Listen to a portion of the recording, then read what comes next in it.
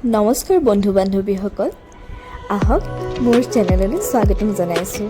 এয়া মই গাহৰি মাংসৰ লগত কি বনাইছোঁ জানেনে?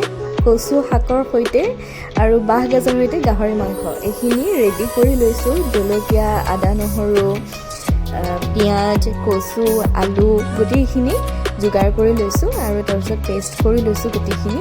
এয়া বাঁহগাজো লৈ লৈছোঁ, এইখিনি গাহৰি। এতিয়া মই কেনেকৈ বনাম চাওঁ আহক।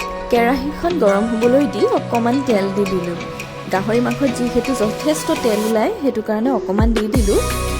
পিঁয়াজখিনি দি দিছোঁ এতিয়া। তাৰপিছত অকণমান লৰাই গাহৰি মাংসখিনি দি দিম ইয়াতে।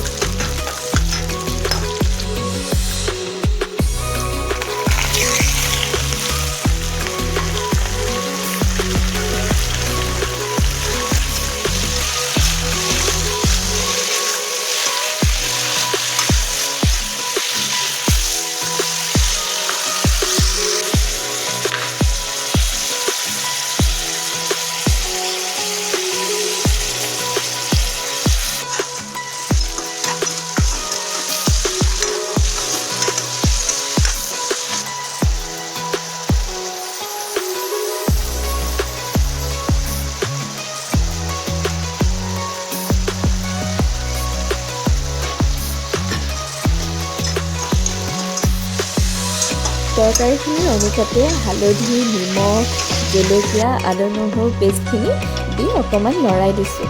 তাৰপিছত মই ইয়াতে দিম বাঁহগাজখিনি দি দিলোঁ। তেতিয়া প্ৰথমতে দিলে ধুনীয়া এটা সুগন্ধ ওলায়, বেছিকৈ ভাল লাগে, একেবাৰে সোমাই যায় মাংসখিনিৰ ভিতৰলৈ।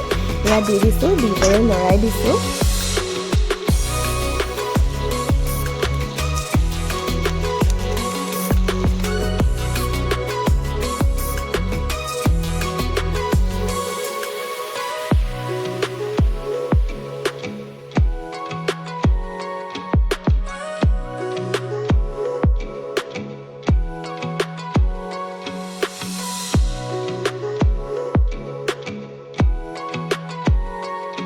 তাৰপিছত আকৌ জোখ অনুপাতে জিৰা গুড়া অকণমান, কাশ্মীৰী লাল মিৰ্চ, তাৰপিছত অকণমান আকৌ কটা পিঁয়াজ দি দিলোঁ আৰু অকণমান জালুকো দি দিছোঁ। যিহেতু কচু শাক দিছোঁ, জালুক অকণমান দিলে ভাল লাগে কচু শাক দিয়াৰ পিছত, সেইটো কাৰণে অকণমান জলটো আহিবৰ কাৰণে জালুক অকণমান দি দিছোঁ। তাৰপিছত ঢাকনখন দি দিছোঁ সিজিবৰ কাৰণে, ভালকৈ ফ্ৰাইও হ'ব, সিজিবও গাহৰি মাংস, অকণমান টাইম লাগে যিহেতু, সেইকাৰণে ঢাকনখন দি আকৌ উঠাই লৰাই দিছোঁ।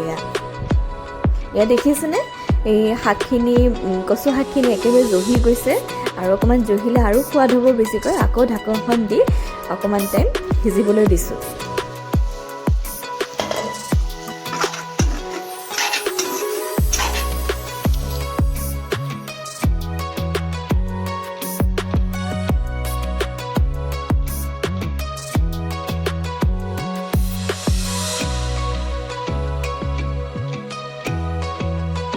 মাংসখিনি ভজা হৈ গ'ল।